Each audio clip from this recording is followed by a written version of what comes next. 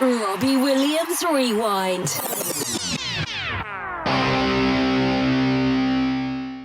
Welcome to Robbie Williams Rewind. We are the champions. I'm Matt. And I'm Lucy. And along with help from special guests, we take you on an in-depth rewind through the solo career of multi-award winning singer, songwriter and entertainer Robbie Williams. Today we're very excited to bring you another very special guest, someone who's been a part of Rob's band since 2006. Welcome, Sara Jane Skeete. Thanks for joining us. Hi. Hey. Lovely to have you on the show with us. Very happy to be here. So firstly, on behalf of Rob's fans and our listeners, can we offer our congratulations on getting married and having a baby? I was about to go, I haven't put my ring on. I am at home, just to say. I don't wear it around the house, but thank you. So before we get to discussing your time with Robbie, let's rewind back to the very beginning of your musical career. We and our listeners really love hearing, having the opportunity to hear from Rob's band members and actually understand your story and your background, as obviously as well as your time working with Rob. But we want to hear about you today. So Lucy. So you come from a musical family. Your mum, stepdad, auntie and sister are all musicians. So please can you tell our listeners about them and how they influenced your career growing up? My mum, she's quite a big singer in our industry. She actually weirdly sung on the original, now she'll kill me because I'll probably get this wrong. I want to say it was Rock DJ and Millennium. Oh. And yeah, she sung with loads of amazing people as well, and as well as Rob, I mean. Yeah. And she has obviously been a huge influence. My stepdad he's a saxophonist. My sister is also a singer. My auntie is in the first female reggae band. Mm-hmm.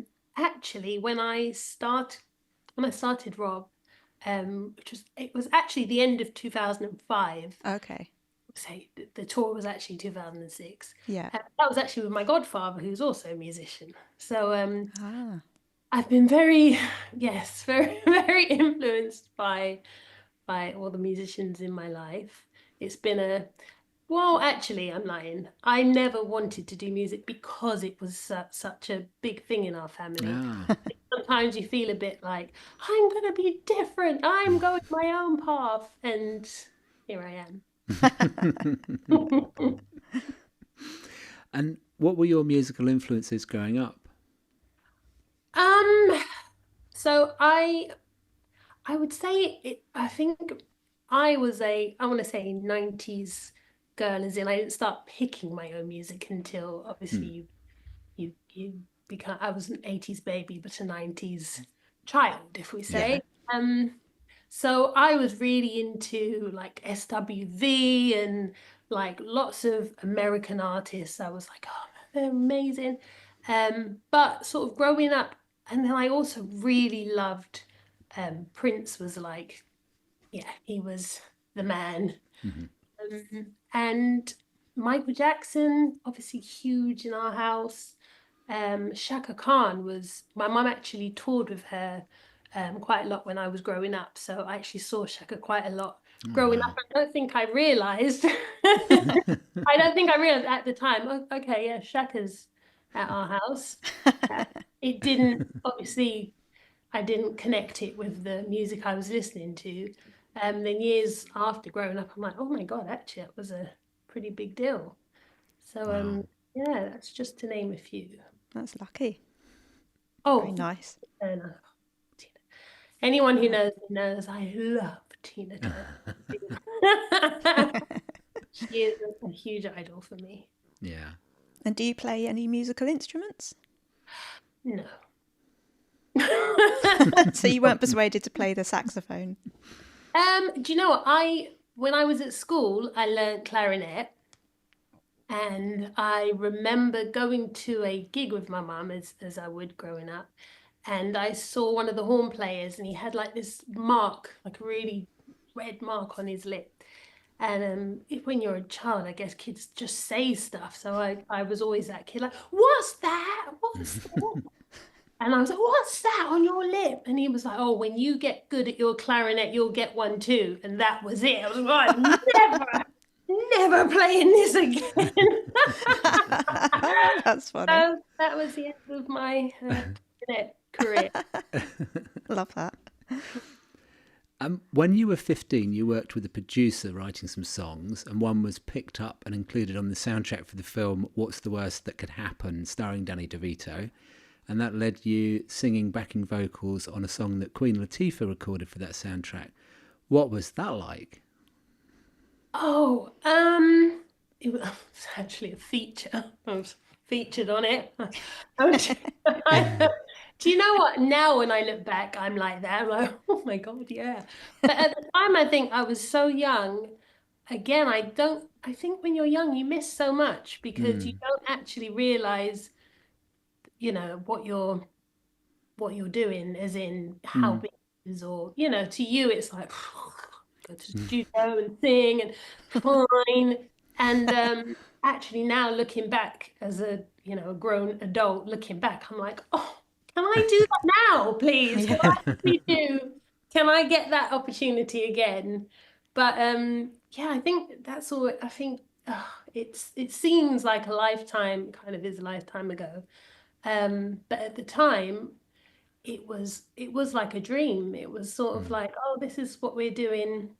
One day you're in the studio sort of writing, so I've got an idea for a song. And the next is on a soundtrack. And then as I went out to America, I got signed to Interscope and went out to America to finish the album. And I think I had not even been there a few days. It was literally just in the studio a few days. And they were like, oh my God, the soundtrack's going out soon. And we need some vocals on this Queen Latifah tune. Can you come down to the studio? And I was like, okay, fine. And I think I just did it and kind of was like, But yeah, I think if I got that call now, I'd probably start warming up now. I'd be warming up ready for the session. That time I'd be like, yeah. But yeah, so it was a lot of fun. It was a crazy time. And as I said, I think you don't really realize when you're young just how great some of the things you're doing are, which I think is one of the things of this industry. Sorry, I'm a babbler. I think because we concentrate so much on people being young and getting into this industry when you're really young, I think the downside of that is you do so many things, some incredible things, and you don't really realize how great they are until years later when you look back and you're like, now I'm old in the industry and I'm sort of old and jaded and I've done all these things. And then you look back and you're like, wow, if I could do that today, my mindset would be completely different. I think I would enjoy it in a different way. So you enjoy it then, but it's kind of like, oh. Yeah. Now it would be like, oh my God. Yeah. And then your first break as a backing singer was with my favourite female singer, Kylie Minogue. How did you get that job and did you enjoy it? I love Kylie. She's just the nicest lady. That sort of came very abruptly. I think somebody said there was some auditions. I was like, okay, great. They were like, on Friday if you want to go. And I auditioned on the Friday, and I think I flew out to Australia on the Monday. Wow. So it was sort of a whirlwind. I think now, if that was the case, I'd be a bit, oh my God, like panicked getting ready. But again, I think when you're young, you're like, oh yeah. I mean, I'd seen Australia on like Neighbours and Home and Away. And I don't think I, number one, had any clue how long that flight is. Yeah. Never had jet lag before, so no idea what it is. And I also packed for the summer because I've only ever seen the summer. Yeah. Way they don't shoot in the winter, surprise, surprise. So I thought it was just hot all year round. So I sort of rocked up to Melbourne I think it was like in June, with just vests, a jean jacket, a few t-shirts, shorts, literally like I was on a trip, you know, to the Bahamas. And I remember we landed, I think, at like 5 in the morning or something ridiculous. It was freezing cold, and all of a sudden I saw these obviously well-seasoned musicians and travelers undoing their cases, pulling out puffers and jackets, because obviously it was summer in England. Yeah. They were pulling out their puffers and their jackets, and I was literally trying to button my jeans jacket as high as it could go, like, oh, okay, great. So yeah, that was a huge wake-up call that they have a winter. Who knew? And you also recorded a song with Michael Jackson. How did that happen? What was that like? I feel like there's a theme coming here.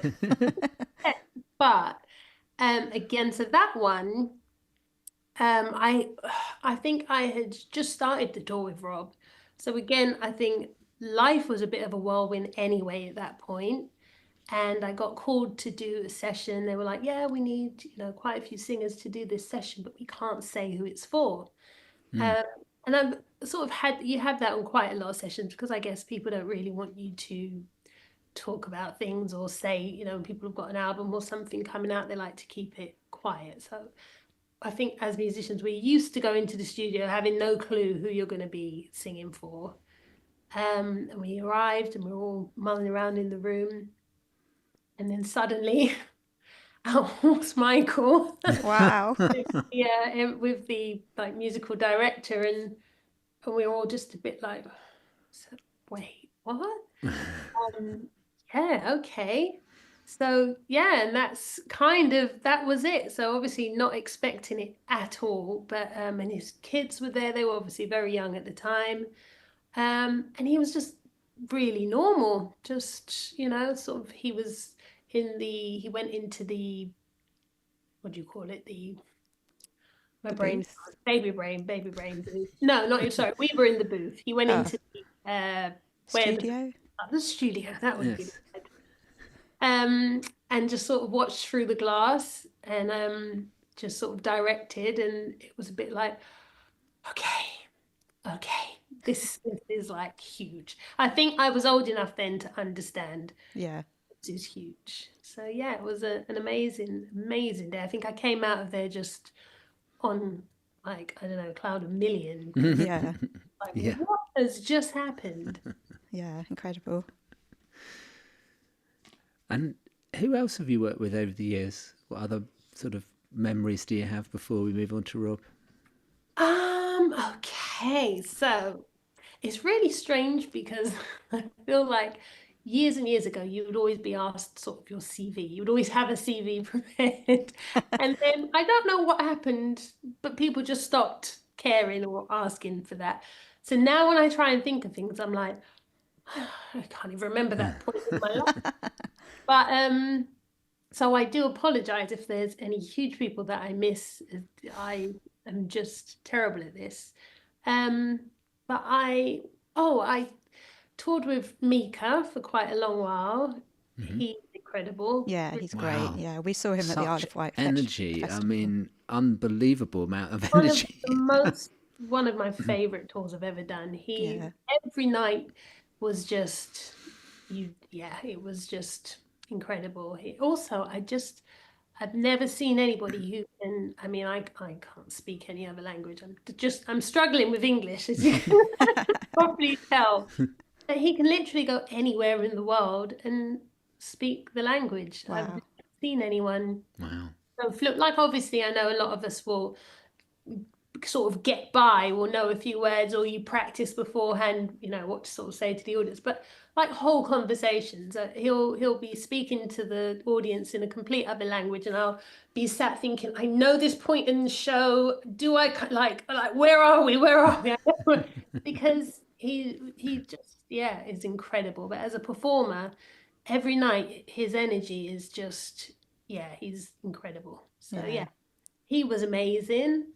I toured with James Morrison for quite a few years. Again, another amazing I don't actually think I've worked for anyone that's not been amazing. Of I course. think there's a theme here. Yes, I do. Some people who are mean and horrible and have some like, oh, this person was awful, but I've been really lucky, I think, and worked with some really lovely people. I think that says something about you as well, obviously. Yeah. Yeah, maybe I just talk too much and don't give them a chance to be mean. But Boyzone, I toured with them a few years ago. They were all lovely. Ellie Goulding, is that right? I was just about to say Ellie Goulding was from like 2016, I think. Again, absolutely just a lovely lady. Every show with her is always a lot of fun. She's just got, I think, such a unique voice as well, because I've never seen someone have so much power but yet be so delicate. She's just incredible at what she does. Yeah. Great. So on to Robbie. So you say you started working with him in 2005. Can you tell us how you got the job, and was it an audition? How excited or nervous were you? Again, that was another one of those. We've got an artist. It was an MTV Awards. I don't think we knew at the time who it was going to be for until the rehearsals started. And then we were a huge choir. We were like 12 of us for an MTV Awards show in, I want to say, Germany somewhere he was doing. Yeah. And it was an incredible show, incredible night. We all had a lot of fun. And then there were sort of whispers, oh, he's going on tour next year and he's going to, take some singers with him.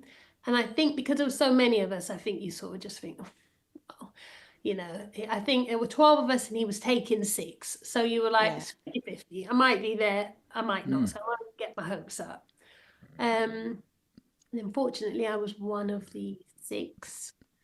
And that was the Close Encounters tour, which was obviously amazing for me because it was the first sort of world tour that I'd done at that point, where it was pretty constant. I think it was like an 18-month tour or something. It was a really long one. And actually, as I said, my godfather was on that tour with me. So I kind of, as much as it was a lot to be away from home for so long at quite a young age, I think having sort of a lot of people I knew, and it felt like family anyway. And then obviously having my godfather sort of keep me on point. It was just a great tour. Yeah, and you went everywhere on that one, South America. Everywhere. Yeah. Like I think some places I've never been back to since then. It was, I think the rehearsal alone was like a few weeks in, my brain. I want to say in Cape Town we rehearsed. Oh yeah, it was. It was in a vineyard. I remember thinking, I'm literally singing, leaning on a bottle of wine. Is this real? Is this real? The best wine ever. It was such a lovely. After we left, I think I shipped home because it was just so lovely. And then getting to sort of see a lot of South Africa, which again I haven't been back. So if I hadn't done that on that tour, I don't think I would ever have got to have seen a lot of the places. Yeah. And I think it's always different when you are on tour, as much as sometimes you get to see things and sometimes you don't. You see the airport and the hotel. But on that particular tour, it was just laid out so nicely. We really got to see everywhere, and it was, pretty incredible. And when did you first meet Rob, and what was your first impression? So we met Rob on stage at the MTV Awards. He sort of came down, considering there were 12 of us, he sort of walked down, shook everyone's hand, said hi to everyone, and was just, from the start, he was just very down to earth, very nice, very chilled. I say chilled. I don't think we describe Rob as chilled. But he was a ball of energy, but really, really nice. You Yeah. just felt at ease immediately. Yeah, great. So you joined Rob's band when he wasn't in a good place, as evidenced in his Netflix documentary. As a newcomer to the band, was it hard to work in an environment where he was in a bad place? No, because I would say Rob is beyond being just very professional, obviously.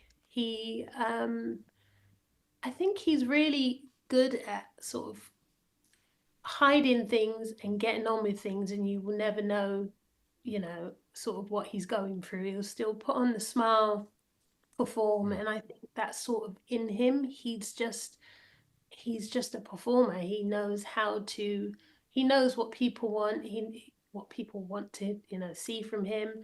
And he's just really good at putting everyone at ease. So I don't think he would ever sort of show you, or like he wouldn't act like, miserable or crazy to us, because I don't think that's him. I think he sort of, obviously anything I guess he's going through, he's very good at keeping to himself and keeping on with it. And I think now when I look back at the documentary, it's very much like, wow, like that's a lot. Yeah. You've been through a lot. And I think it's easy as well when we're touring. Everyone's, I know it sounds weird to say, everyone's a star in their own movie, but you're so sort of caught up in what you're doing and what, I guess for me being young, it was like, oh, everything was amazing. And, you're so caught up in things that I don't think you ask the person even next to you, are you okay? Because I think you just expect everybody is having the best time ever. And I think he's obviously very good at still performing, and like you watch any of the shows, you would have never known he was going through anything, because he's just a great performer. I think his special gift is making a huge stadium feel as if he's just talking to you individually. It's just, and he has that even in just normal life. I think he just has a way of speaking to you, making you feel like he's, it's about you. Yeah. You're like, this is Rob. Robbie Williams. Yeah. I am the queen of saying the wrong thing or putting my foot in it like literally at all times. Anybody who knows me, like I literally should just chew a shoelace at all times, because I'm and I think Rob is I still say the wrong thing. I feel like I see him and I'd say goodbye instead of hello. I'm just always the wrong thing. But he just has such a nice way of sort of laughing and just being like, yeah. Like he accepts all of your flaws, all of your, your imperfections. He's very good at sort of just, yeah, that's Sarah. And we move on. So then there was the Take the Crown tour, well, the album first and the little intimate gigs, when Nyana and Dinesh joined the band. How was it performing in those smaller venues? Do you know what? I love the smaller venues, apart from, and this is going to sound very vain, I can't bear how hot we get on stage. Spend like an hour before, like getting my hair all straight, getting it all right. Oh yeah, doing our makeup, we look in the mirror, ready for the show. Okay, let's go, guys. Song 2, literally, I'm just like, a melted candle with like my hair becomes like bread and starts rising, and it's a mess. So whenever I look back at any photos I obviously taken from the audience and stuff, which is always lovely, like we get some great photos, which I always think, oh, they came obviously to see Rob. So whenever we get sent photos of ourselves, it's a bit like, oh, that was sweet, oh. But then there's always that side where we would sit and look at them and be like, nobody told me my eyebrow literally or like no one could have told me I just looked like a drowned rat. It's like, okay, great, guys. But so I do like a smaller venue for the intimacy, but they're often very hot. Like, I understand why Beyonce has fans Right. around. You know, obviously that's her thing, and you can't really, as a BV, be like, yeah, I'm gonna need a fan. Just at all moments, it's you kind of just die at the back. But was it nice having the girls join you? Yeah, I mean, oh, they're lovely. I mean, I think it was, again, I would say, 10 years ago seems like a different me. And I think we, obviously them coming in again, then it was, you're sort of learning new people, learning new voices, but I think that always is the easy bit. Obviously, we're not hired for who gets on with who, so it's always a wonderful thing when you meet people and they just fit in and they're just lovely, because you always sort of worry. And again, I hear horror stories Yeah. of other tours of people not getting on, so whenever people do come and they just fit in, it's always like, oh, that's lucky. Yeah. And they are very, very funny. I think American humor and English humor is very different. So I think it might have taken them a little bit longer to sort of, I don't know what Canadian humor is, to be fair. No. I think, so I'm going to say she had an American humor. I think it takes a minute for everyone to sort of work out, like, sarcasm. I don't think they quite got, I am the queen of sarcasm. I love comment. But yeah, they were just both amazing. So yeah, now I can obviously class them as very dear friends. Yeah. That's a lovely thing to have, as you say, because it's not necessarily it doesn't always happen in that way in any kind of work. You know, you never quite know whether that relationship's going to form, and we see it as well. By the way, you know, we obviously know you guys, but you know, we see the connection when you're on stage. You can feel it. Yeah, because I think it's, especially on Rob's show, it's such a huge show that it's very rare that things run absolutely smoothly. There's always going to be some small thing that maybe the audience don't know, maybe you see, but it could just be as simple as a trip or a mic slide. You know, it could be something. But it's always a lot of fun, like when something does happen. Obviously, we know, we're giggling. And sometimes I think we do forget that, you know, maybe there might be a camera on us, or you guys are probably okay. Like, we're just dying with laughter. It's something very, very silly. But yeah, it's fun. And then came the Take the Crown stadium tour. Do you have some memories from that time? Some amazing memories. I think actually, I don't know if I've said this already about another tour. I was going to say this was my favorite tour. I think everything was my favorite tour, but that really was a special tour because I think I mean, for us back in vocals, I think, especially as you know, Dinosh is a trained dancer. Myself and Nayana, not so much. Right. But we were obviously all sort of having to dance a lot for that tour. I think that was the first one without any dancers on it. So yeah, we had a lot of moments on that. Some real fun times. One of the, again, when I say things go wrong on stage, which maybe the audience won't know, but we obviously do. I don't know if you remember the huge head. Yeah. Oh yes. Dance on, and I can't remember which song it was now. There was a song that we used to stand sort of up the stairs. I think Rob was on the top. Come Undone, maybe? I'm not sure. It was in that section. I think it might have been. Oh gosh, it'll come to me when it's irrelevant. But it was in that sort of section. So there was a couple that we used to do there, and there used to be these jets of water that would squirt. Yeah. Which used to obviously be lots of fun. And on this particular day, again, as I said, you wouldn't know it sometimes, but we do spend quite a while before the show doing our hair, makeup, getting ready, trying to look good. So we were on the stairs and we're like dancing, we're trying to give it our all, look as sexy as possible, like, yeah, we've got this, girls.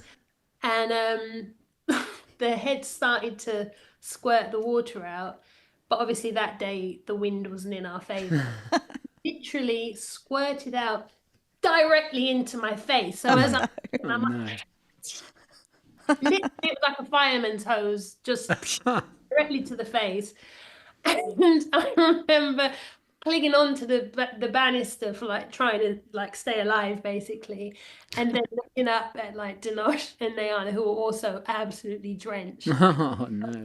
Just crying with laughter because we knew how ridiculous we must have looked trying to be all sexy, like, you know, and then just getting actually like drenched. Did Rob spot that and say anything? I don't remember if he could see us or not. I mean, he probably saw the aftermath of us looking like drowned rats hanging on the side, but I'm not sure. But I just remember, yeah, we laughed for like, to this day, it's still one of our jokes. If we're like, you know, walking and we get wet, we're like, oh yeah.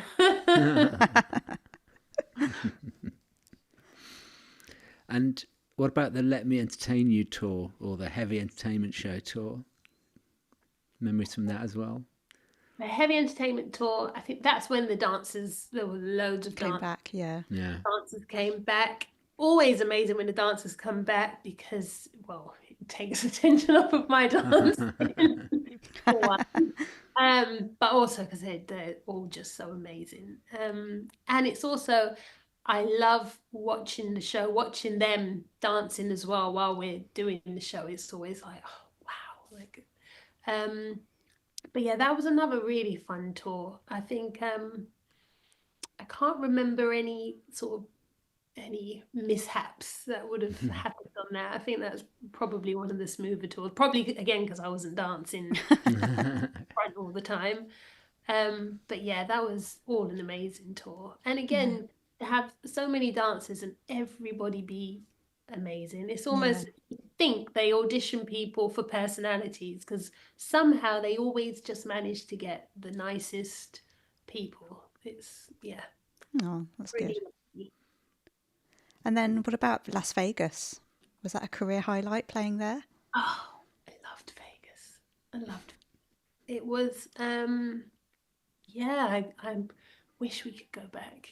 I absolutely loved it. It was, I think definitely one of those things you tick off the bucket list. But weirdly, not one of the things I knew that was on the bucket list until you do it. And then you're like, oh, I'm like, this is amazing. So glad I've done this. The shows were just great, a lot of fun. I loved just the feathers and the as you can see, I love sparkle, and it was right up my alley with all of that. And then, yeah, I think just to be with everyone in that sort of environment. And I mean, Nayana, Dinosh and I were also living together. That was a lot of fun. Yeah, that was something that I don't think I knew how much I would enjoy that, but I absolutely loved it. And would, if Rob was like, I'm thinking of going back again, I'd be like, yes. Yeah. We'd all love him to go back again. Yeah, it was great. And he was just great. I think it's difficult to sort of say which is more fun with Rob when he does his rock sort of stuff or the swing sort of stuff, because he's so good at both. So that's almost annoying, isn't it? Yeah. Like I always think I prefer rock Robbie, but then when you go to Vegas, it's so amazing. You have so much fun. It was incredible. You think, actually, I love swing Robbie. Exactly. That's sort of, again, that's one of the things. I'm like, oh no, when you're doing the rock thing, you're like, I love this. Oh, I love this. And then you do the swing stuff and you're like, it's you're sort of sucked. And I must confess, I don't sit at home and listen to swing. No. So to sort of do it on Rob's gig, then suddenly you're like, this is amazing. It's absolutely, why don't I listen to this at home? What the hell have I been doing? I mean, I think only Christmas time is the only time I sort of throw on some Sinatra or something. But Yeah. well, it's yeah, that's definitely another fun section of Rob. It was an incredible show. So good. Yeah. And to see him in the smaller, see you all in that smaller venue. Well, not small. It wasn't small, but it certainly wasn't a stadium. Yeah. It was a lovely Yeah, theatre it that you were wasn't a in. stadium, but it wasn't small. It wasn't a stadium, Yeah. but it was intimate, and yet it still, it had that big feeling. I think for us as well, because obviously it was a purpose-built theatre. Stage, felt huge. It was a lot going on that stage. Yeah. I have to ask, I didn't have this on the question list, but it's come to me. Were you there when the earthquake happened on stage? What was that like? Oh, Rob was like swinging swinging in the air. And you know, I think everyone was pretty calm considering, because again, that's one of the things you look back at and you're like, what? But that was the craziest feeling in this sort of, no, just as we were going to go on as well. It was sort of like, are we sure about this? And then I think for the whole show, it was just in the back of your mind, like, are we going to continue? Like, but you sort of go with everyone. Rob was still calm. He was getting on with it. So it's like, well, if you're in, I'm in. Yeah. The show must go on. Yes. So much And it go did. on. And what was the Under the Radar gig like for you? Obviously, as fans, we were very happy to have that, you know, very fan-focused gig at the Roundhouse. How was that? You know, no number ones, no angels. Set-wise, strange to not do that. But such a fun gig. That's when we wore the pajamas, right? Yeah. Yeah, we were all in pajamas. Yes. I think Janosh and I were barefoot. I think we started, I think, in slippers. I think we tried to be cute with like slippery heels. And then it was like, would we wear pajamas and heels? No, we would wear bare feet or slippers, you know, flat. And it was one of the most comfortable gigs we've ever done. It was so much fun. It was such a good idea as well. And I think everybody really got into the spirit. Even the crew had on like onesie. Oh, did they? Even backstage, everybody was like, we're gonna make the most of this. It was like what we used to call like mufti day. Yeah. It was so much fun. Yeah, that was a really great one. And then I think because it was in the Roundhouse, that's also such an iconic sort of venue. I think it all just made the whole evening very special. I think because it's not huge either, so I guess would have been, I don't know, for fans, I guess, difficult as to get tickets, I would imagine. Well, they were just gifted through his chat thing that he had at the time. So it was only certain people that could buy the tickets. So, yeah. Which was the best way of doing I it. was about to say, which is so special. So I think, I love that gig. Yeah. There aren't many artists that do that kind of thing. So we were very appreciative of him doing that. And obviously when we spoke to him, he said, you know, I got as much out of it as you guys did because I was singing songs that I really love and enjoy and, you know, can't normally sing when I'm in the big stage. So yeah, it was special. Yeah, I love that. We really enjoyed that one. On the latest 25 tour and gigs, you've shared the backing vocals between you, Janosh, Elle and Louise, meaning you all didn't have to attend every date and you could have some time off. Was it nice sharing the load physically and mentally? Well, yeah, obviously I was pregnant. Yeah. So Elle stepped in, which is, I love Elle. It was obviously when I needed to be at home. I don't think anybody wanted to see the giant snowman on stage. I became. And also when you have a baby, I don't even think I realized just how much you do need to be home. Obviously I knew you do need to be home. But I mean, I don't think I realized how much you want to sort of just do nothing, basically. the little one. And yeah, I think it's been just great to sort of not feel that sort of pressure either. It's nice to sort of come back and sort of be able to spend some time. And yeah, I think it's been it's just like a big family. Yeah. Mm. Oh, lovely. And how has performing and touring with Rob changed over the years, would you say? I mean, it's very different, but it's I don't want to say it's less rock and roll, because I think on stage it's definitely still very, very rock and roll. Yeah. I think everyone has sort of grown up a bit, because I guess we had to. I don't know. Yeah, I would say. I mean, yeah. Then you did interview Jerry. Yeah, I think it's definitely calmed down, as it's a lot more family orientated now, which I think Yeah. is just life. I guess that kind of happens. I think, yeah, you have your fun years of carefree, and now I think everyone's a little bit. I think hangovers definitely hit harder once you get older. So I don't Oh, yes. don't want to. Yeah, it's not fun. Whereas once upon a time you would go and party the night away and then come on and just put some dark glasses on and like still rock out. Now it's a bit like, oh, do I need this up so loud? Oh, turn down, oh, just a bit, it's sort of, it's not quite as rock and roll as. Is there anything about performing with Rob that's unique compared to working with other artists, like his performance style or the fact he barely shows up for rehearsals? Yeah, I think that's kind of his style. I think that is his style.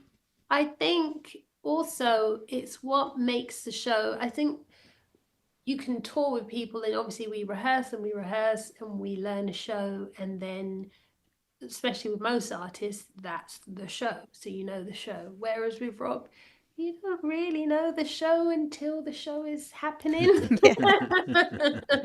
And it just leaves it open. It just means every night, as much as the audience are waiting to see what's going to happen tonight, we are too, because we don't really know have anything planned. So I think that's the nice thing about, you could tour with him for, well, I was going to say for near 20 years, and still not really know what the show will be, which is really nice. Yeah, that's what we love as well, obviously.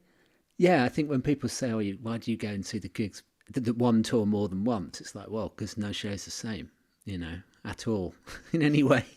Well, it is obviously, but yeah, there's those unexpected moments, and we love those.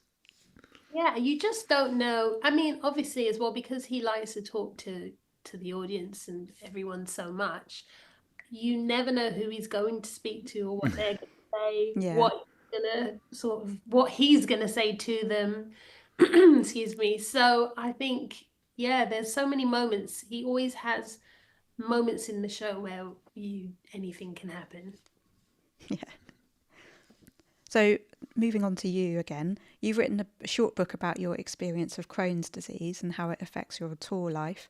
The link's available on Sarah's Instagram bio, if anyone would like to read it. And we'll put it on the website page as well. Okay. You credit Rob's tour masseuse Yvonne with turning your life around by encouraging you to eat healthier food. How hard was it living on the road with Crohn's, and how much easier is it for you now?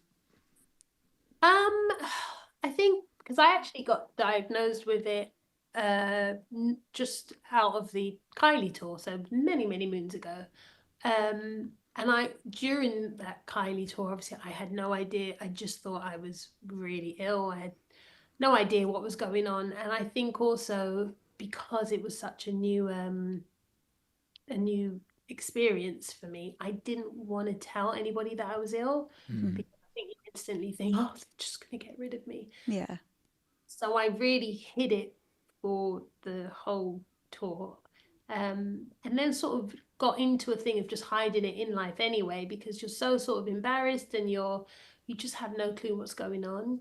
And I also don't, I think now it's weird. I feel like now that I've sort of said, oh yeah, I've got Crohn's and I've suffered with this, so many people I've discovered have it, and so many people, it's so much more spoken about now. Whereas I think, like, you know, nearly 20 years ago, no one spoke about it.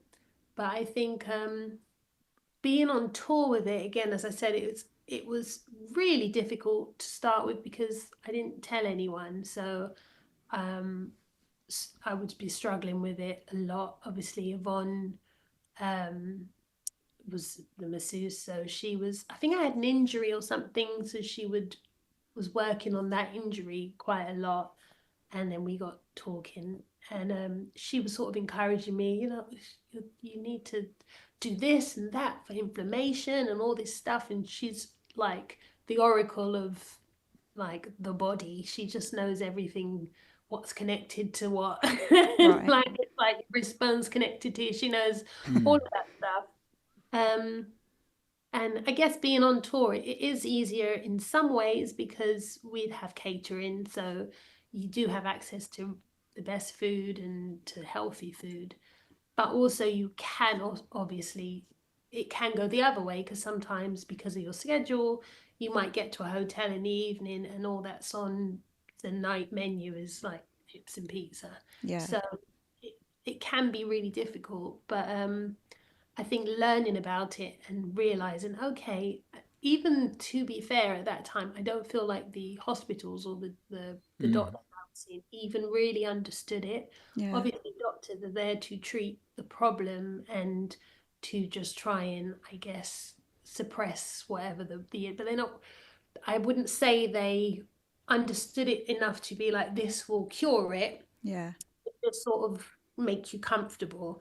But at the same time, that was also making me a lot worse because obviously painkillers and all that stuff, it does not great things to your stomach anyway. So I think, yeah, really trusting Yvonne, how much she knows about the body in health wise, as opposed to trusting medicine where, you know, obviously we do trust doctors and we know that what they're doing their best to sort of make you feel better. Yeah. And I don't think a doctor would necessarily say to you, get rid of the tablets and everything that's going to, you know, obviously make you able to be normal, and really push through until Yeah. I don't think that's ever going to be something they recommend, because it was a lot to sort of get from Right. there where I am now. And it took, you know, quite a few years of really believing, all right, eventually I'm naturally going to be okay. But Right. right now, this is not fun. Yeah. It took a long time, but yeah, I'm really good now. That's Which is good. why I sort of thought, all right, I'm going to write a book about this, because I think, again, it's one of those illnesses people don't really talk about, people don't really understand it. And I think I really wanted to show that there are other options if you're willing to sort of go through the tough times. There are other options, because at one point they were going to give me a, oh gosh, like a stoma bag. They were going Right. to be part of my bowel because it was obviously so inflamed and infected, and I remember just speaking to another lady in the hospital, and she was like, "Do not do it." And I thought, okay, I'll try and cling on a bit longer and see how we go. And now I'm so grateful that actually I listened to her, and because the problem with illnesses, they could remove a piece of it, but then that doesn't say you're not going to get inflammation in another point. So we're going to Right. just cut until I would literally have no intestine left. Yeah. Actually, healing it was the better option. Yeah. Yeah, here I am today, and with a child, which I, at some points in my life, didn't think was going to be possible. Oh, that's lovely to know. Yeah. Wow, what an incredible story and journey. So, what is the best thing for you about touring? Do you know what? I think life changes so much, so your perspective on it Yeah, changes a lot. I think years ago, it was just all fun. It was just the traveling, the sort of the camaraderie from everyone, feeling like you're, in a big team and just fun. And I almost remember like some tours coming back and having what we used to call tour blues. When you get home, you'd be like, oh, we'll be back on tour. And I think as life does, it changes. And obviously now I can't wait to get home. Now I'm like, literally, can I be on the earliest flight? Because obviously I want to get home to my little one. So I think life has definitely changed, which changes your kind of outlook on things. But I think, touring is just one of those things that you can't really explain. It's got so many great things about it. Now, weirdly as well, I used to love traveling. Now it's like when you do get home, it's like the thought of even going on holiday, I'm like, have we got to take a plane? Oh. I mean, it's like I would so much rather now go somewhere in England just to drive, not go to the airport. Yeah. Oh, yes. What touring done. What's your favourite Rob song to perform live? Oh, definitely Entertain to perform live. It's just the energy. It's the song like that is, everyone's gonna be.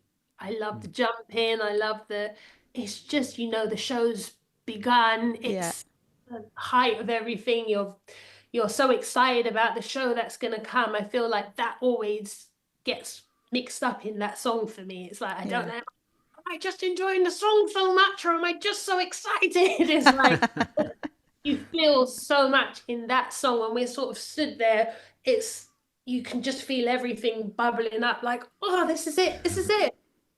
So performance wise, I think it would be Entertain just for the energy. Yeah. And I mean, you've mentioned quite a few things already about working with Rob, but how would you sort of encapsulate what is it? What's the best thing about working with Rob? I think apart from, as I said, never knowing what it's going to be, never knowing.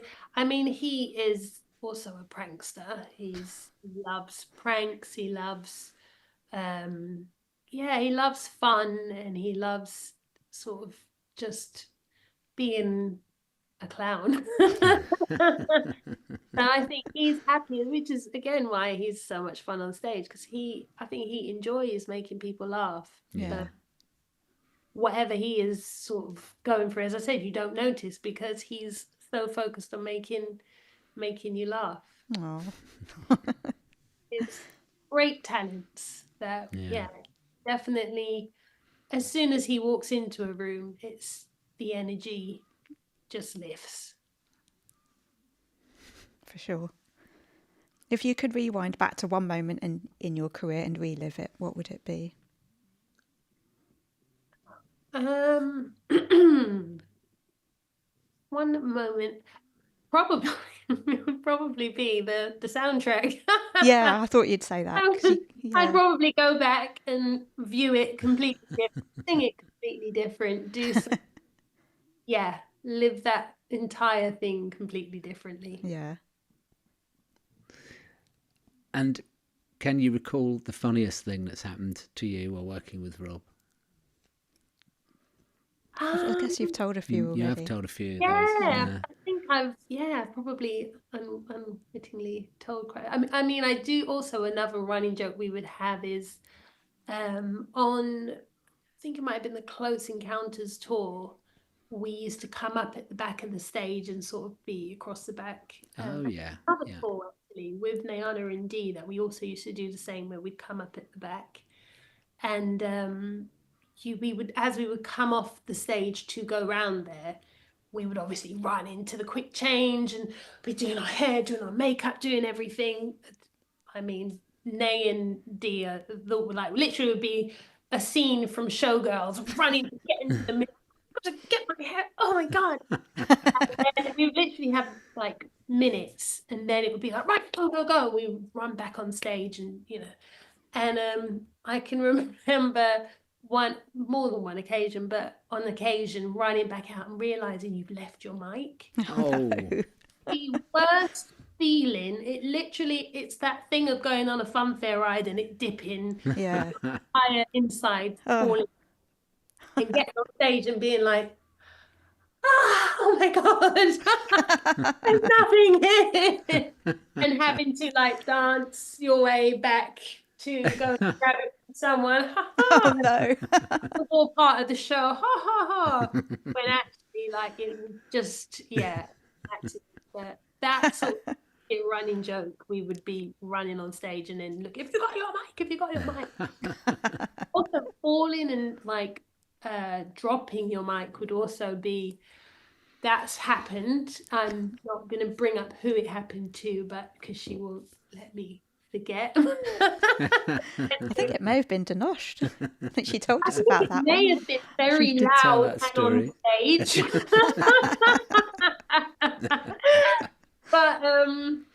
But she started out like a pro and she carried on, and that's sort of, yeah. So it happens, but that's what you do. But yeah. Live that down. And what's the moment you're most proud of in your career? Proud of. I was gonna say just growing up. I think sometimes I do wonder, but I think sort of when I look back at all the tours and I look back at everything, especially Rob's tour, looking back, even though in my mind at the time, because it was like in my early 20s, so in my mind I was a full adult functioning, I knew everything, obviously. And now when I look back, I'm like, who was that person? Who was that innocent imbecile walking around being, left alone to do these things? But and it's also kind of scary because I think, wow, really? They trusted me to sort of be on my own out in this world. When I look back, I'm like, wow, I think each tour you kind of grow because you learn different things happen, you learn different things. People make such a different impact in your life. So I think over the years, I've got so much knowledge from different people.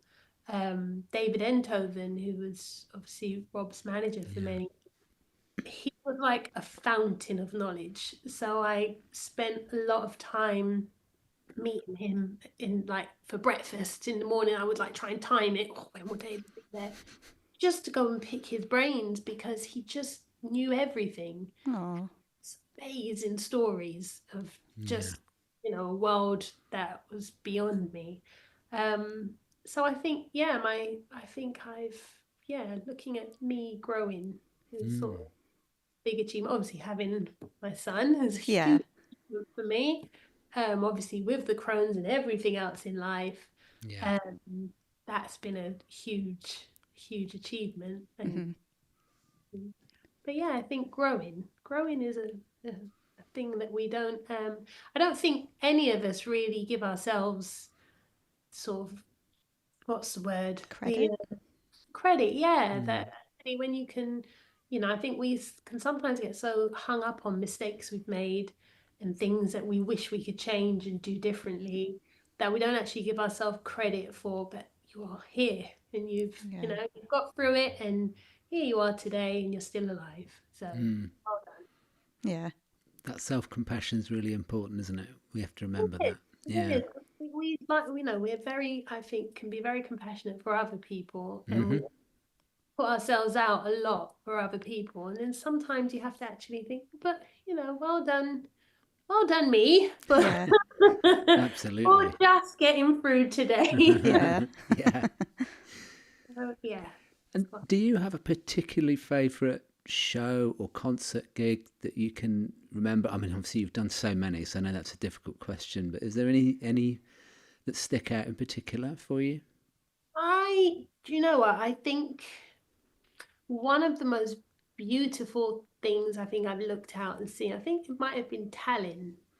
Yeah. talent.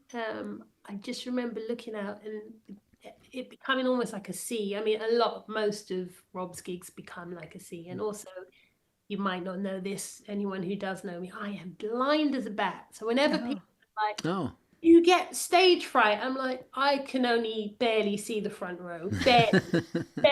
Like, I'm more focused on actually trying to just see Rob because I'm so blind, which has been a good thing in some ways because I don't tend to get stage fright because I don't really know anyone else.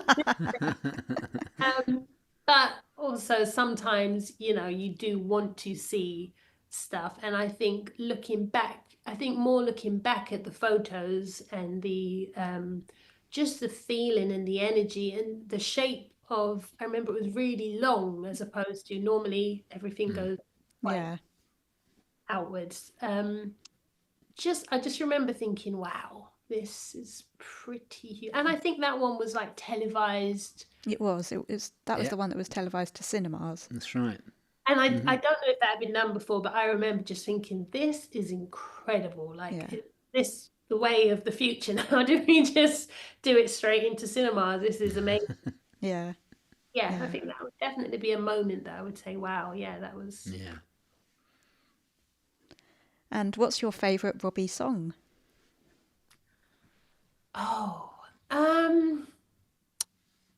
This is a weird one. I love listening to I Love My Life because of what it means. Yeah. And I think especially now in my life, having my little one, being married, having a lovely husband, there's many moments where I sort of listen to that and I'm like, I get it. I really get it. I love my life.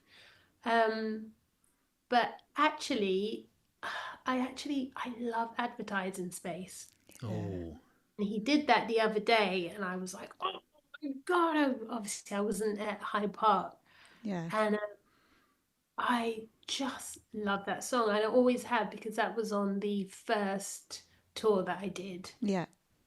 And every night I would just be like, I love this song. It's just one of those, I think it's one of those ones that is sort of looked over, but actually it's such just an amazing song.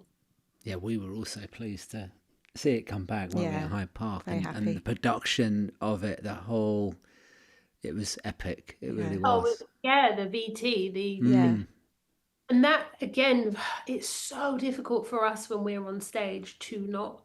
And it doesn't look the same exactly for us, obviously, because we're so close to it. Yeah. It's just like when we've had any sort of sound checks or rehearsals, my favorite thing to do is stand out and look back to see what you guys see. Yeah. It's so great. It's really, really nice. Yeah, they did it really well. Well, we hope he keeps it in the set so that when you are on stage in the future, you're a part of it as well. Hopefully he's also going to sing a load of new songs. Well, we want the new songs. We know he doesn't always like singing new songs, but he's famously on record for saying that. But I think with the new album and everything on the way, he will have to sing some of those new songs. Yeah, he's going to have to. So we look forward to that on the next tour. So thank you. Yeah, thank you so much for spending the time with us. We know that you've got crazy busy schedule with your son and everything as well, so appreciate you taking the time to have a chat with us. It's so lovely to hear your story. We've seen you perform so many years now, so it's really nice to hear how that all unfolded for you and where you are now, and we look forward to seeing you up on stage in the future as well. Yeah, definitely. I look forward to it. Thanks, Sara Thank Jane. you. I'll try and wave if I see you in the crowd. You don't ever think I'm like rude if you're hi and I cannot see you. Okay, we'll bear that in mind. I'll bring a big fluorescent jacket or something. Thank you so much, Sara Jane. Appreciate it. Really lovely. Thank you. Robbie Williams Rewind.